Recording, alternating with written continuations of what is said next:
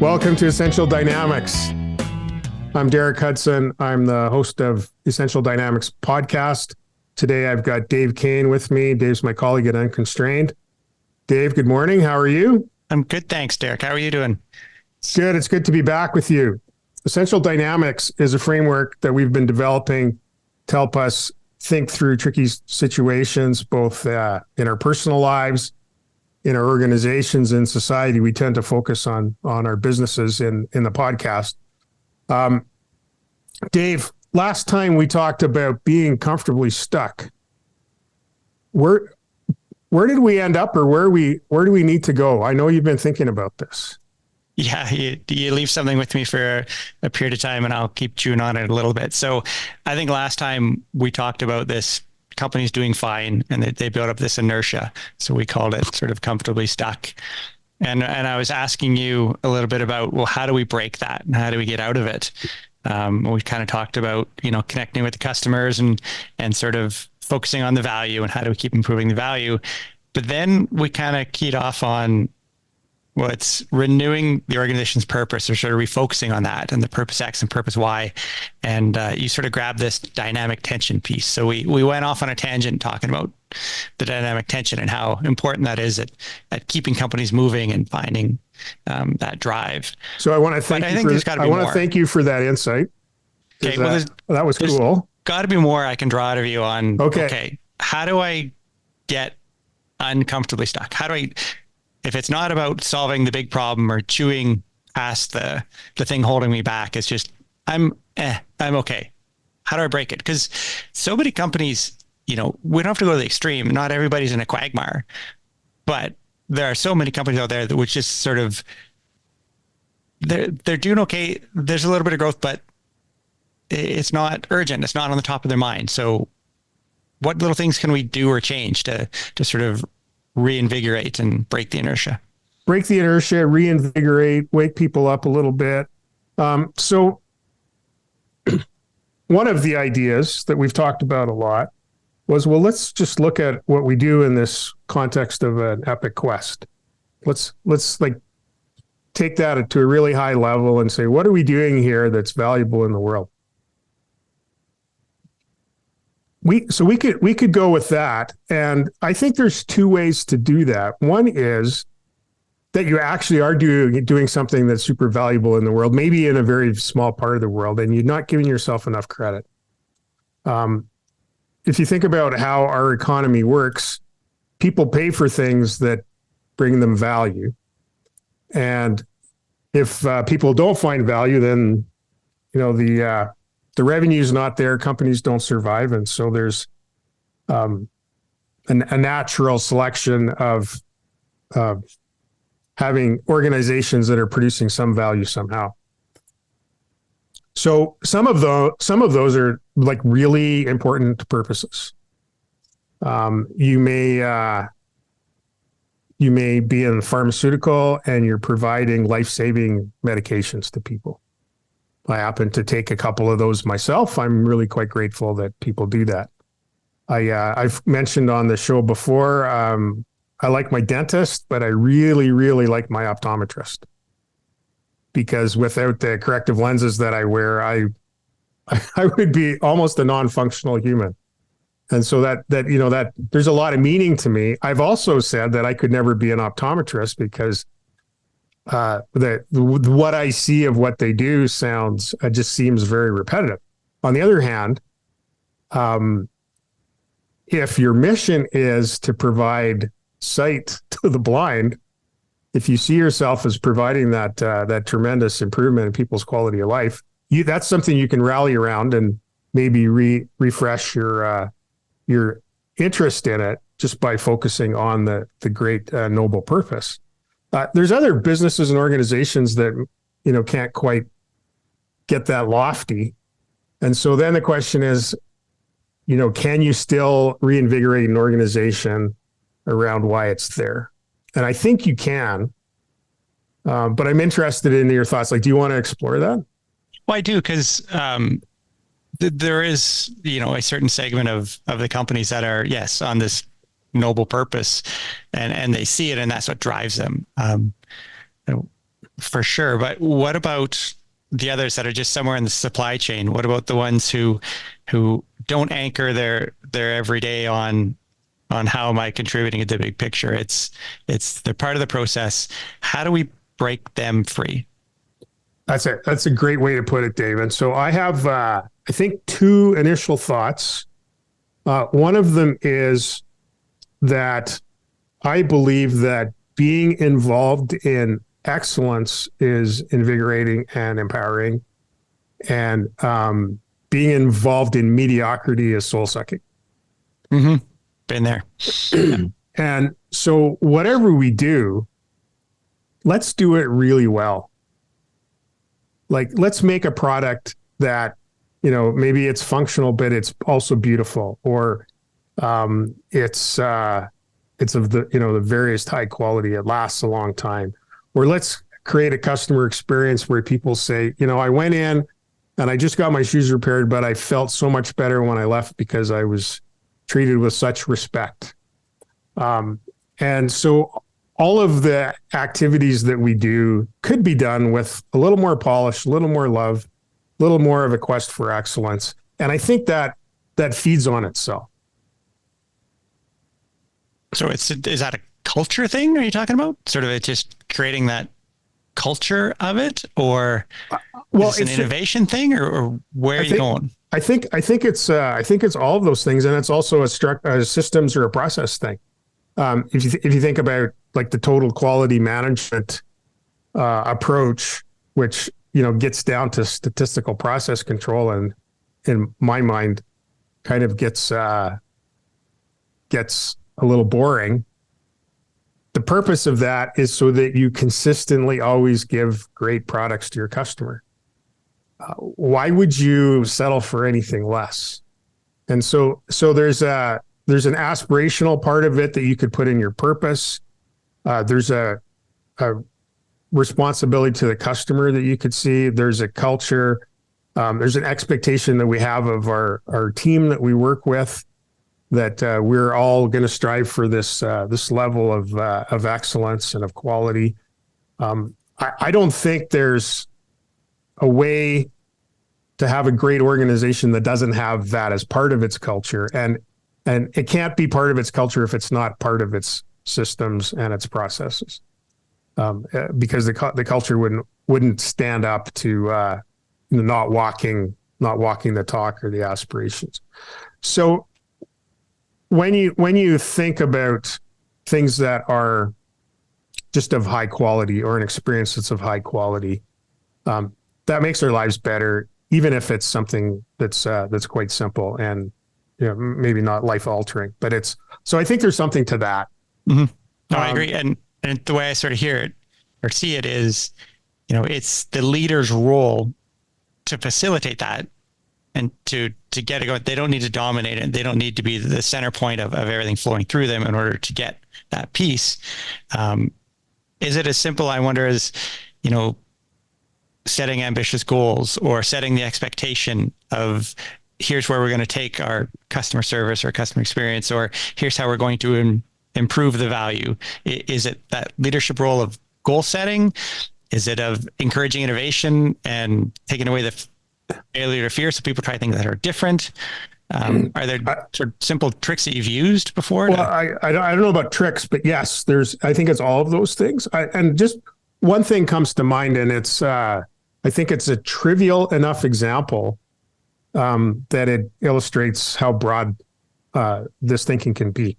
I was a brand new chief financial officer of a not a very large company, but I was learning my job, and outside of my office, where one of the accounting clerks was sitting, I overheard a conversation, and someone's expense report had an error or was late or something like that, and I was not very comfortable with the tone of the conversation and the disrespect that was shown the employee.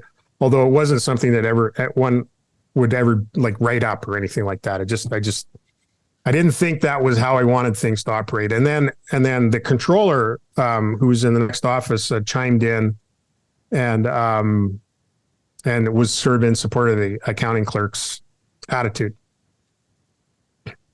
They're both older than me. I've been there a week or two, and I don't think much of an authoritative leader, but here's the situation. So I called him in my office right then. I said, hey, can we talk?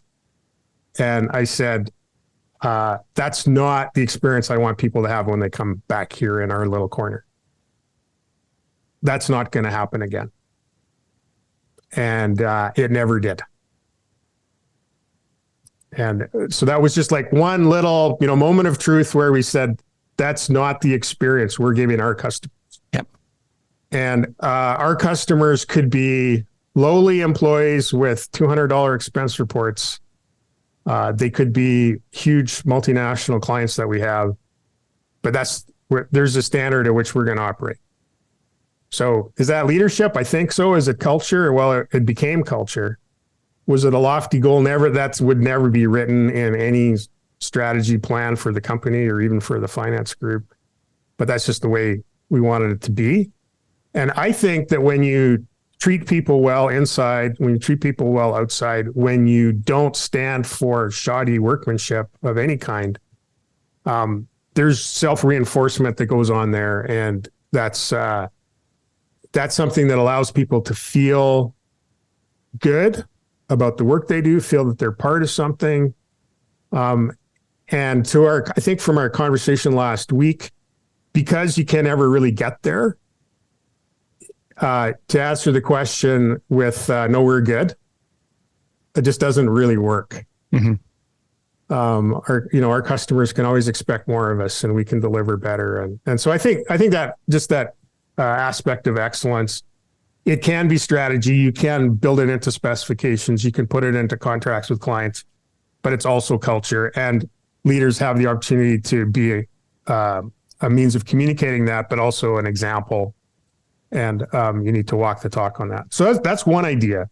The other one I have, which isn't unrelated, but it's a different focus, is what if we do a boring thing?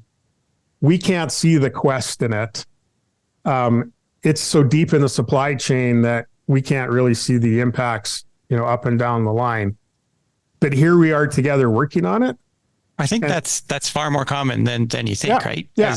If you've you weren't the one that built up the business, but you're taking it on to continue to run it, or you've been hired into the job of. Certainly, and you're just there and you're in the middle of it. Well, the quest doesn't dominate you quite as much.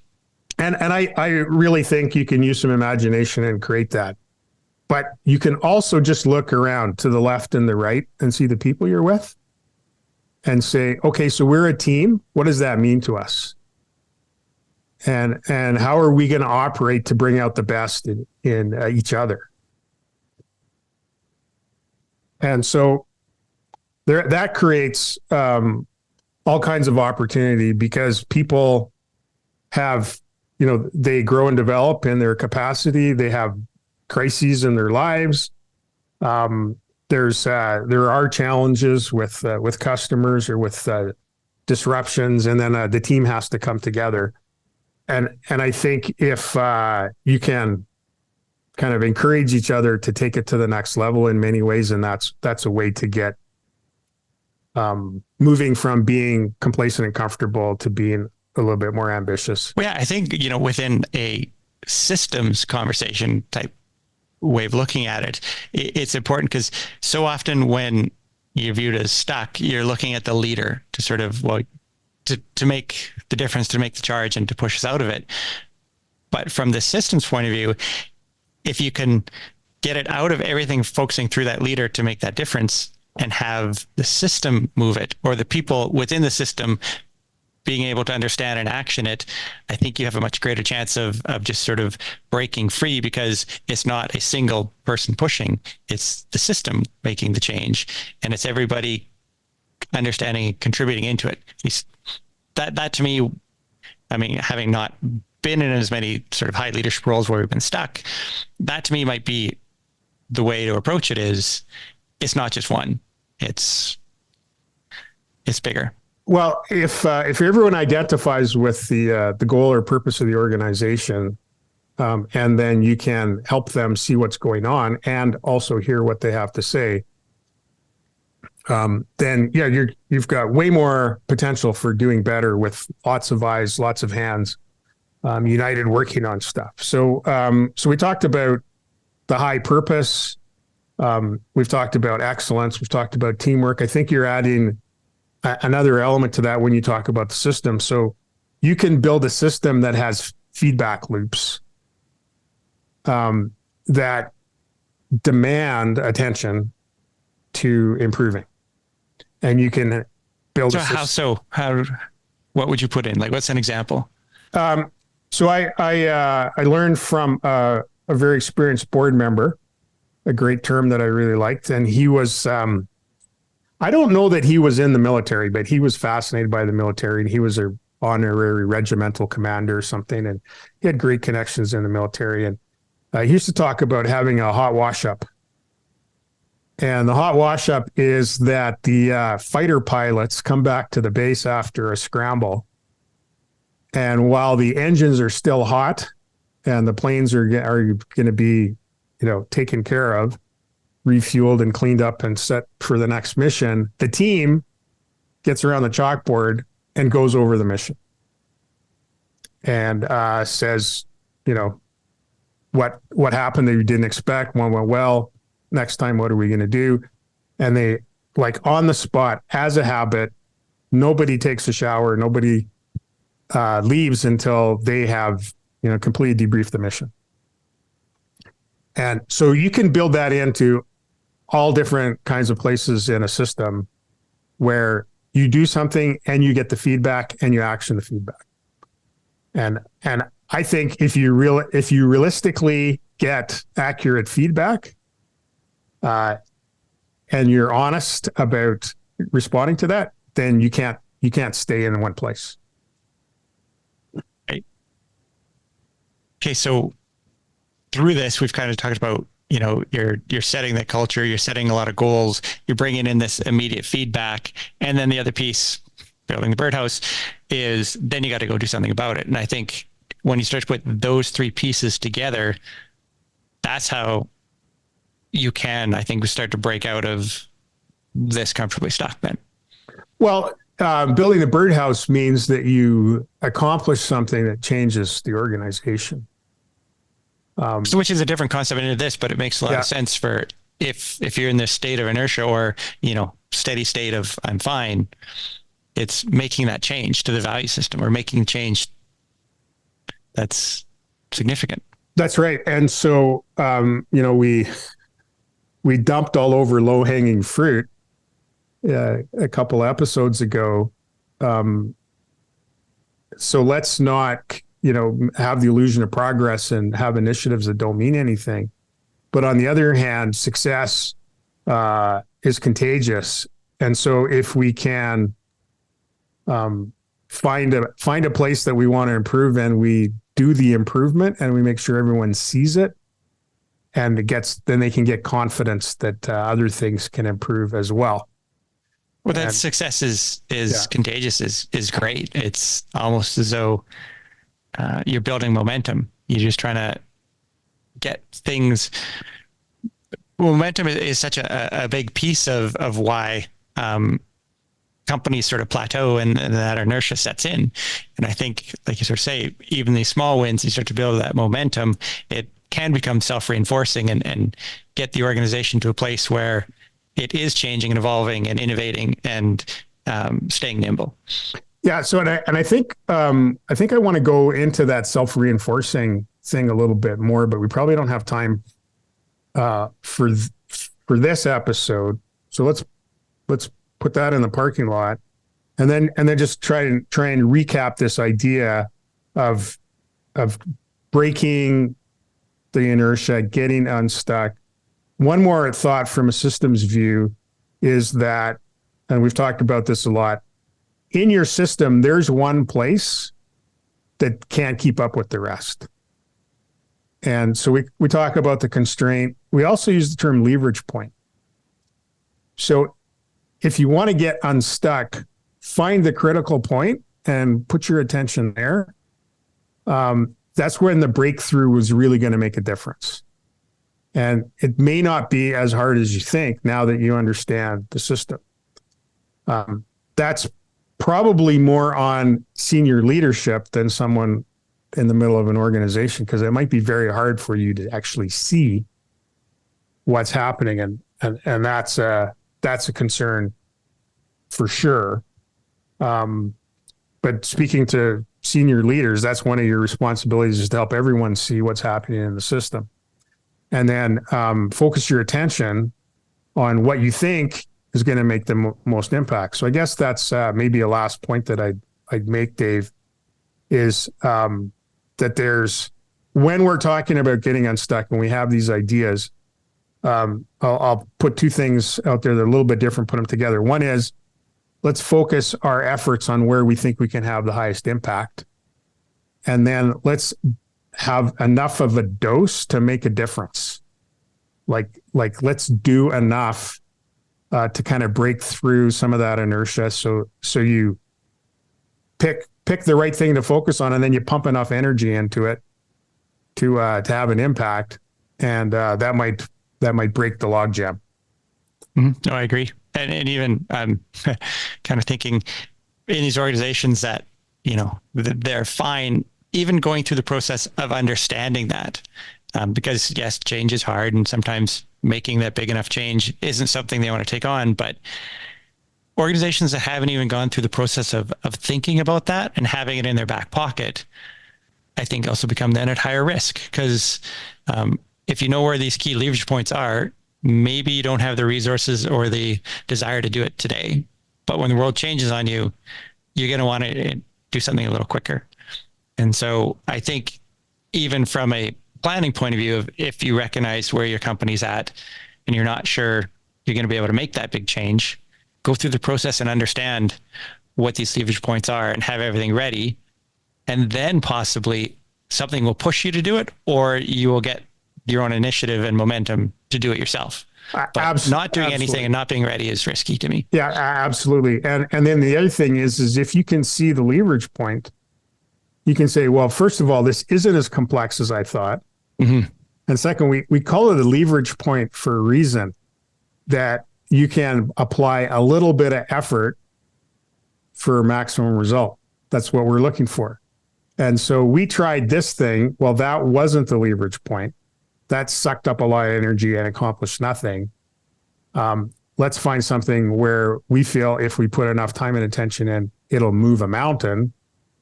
And then let's put enough time and attention in, and don't quit too soon. But once you see the potential, I guess that's another way to get unstuck, is to say, holy smokes, we didn't realize that we have one simple thing that we could do that would crack things open. And you're not going to see that if you don't look for it. Yep. No, I think that makes good sense. So Dave, any unsatisfied questions in this line of questioning about getting off of the comfortably stuck couch? Not really. I'm curious to sort of explore that momentum and the self-reinforcing, and how do you get the snowball rolling, or just how do you benefit from it? So it's something I think we can talk about another day. But on this one, no, it's hard. Like, there's a reason so many organizations are kind of in this position to varying degrees. Our economy and our productivity is in this state to varying degrees. So it's not easy to fix. And it does take, a bit of that sort of leadership, or the team, or just the desire to keep improving and pushing things forward. And like you say, just little bits at a time. Well, last thing I guess I'd say to top this off is, if we have a sense of accountability, if we have a sense of stewardship to a customer, to an investor, to ourselves, to our team, just to goodness and quality in general, we tend to do more than we would do without a sense of responsibility. So if you're comfortable, it may be because you don't understand your responsibility or the potential of what's within your stewardship. Right. So for all of us, take a little bit of a look in, take a little bit of a look out, and then say, yeah, we can do better. And we've got some ideas about where to start. So I think that's where we should park this one. Yeah. Dave, thanks for that. Thanks for the line of questioning. Dave and I are at Unconstrained. Bryn Griffiths is in the studio helping us sound good. And for everyone, till next time, consider your quest.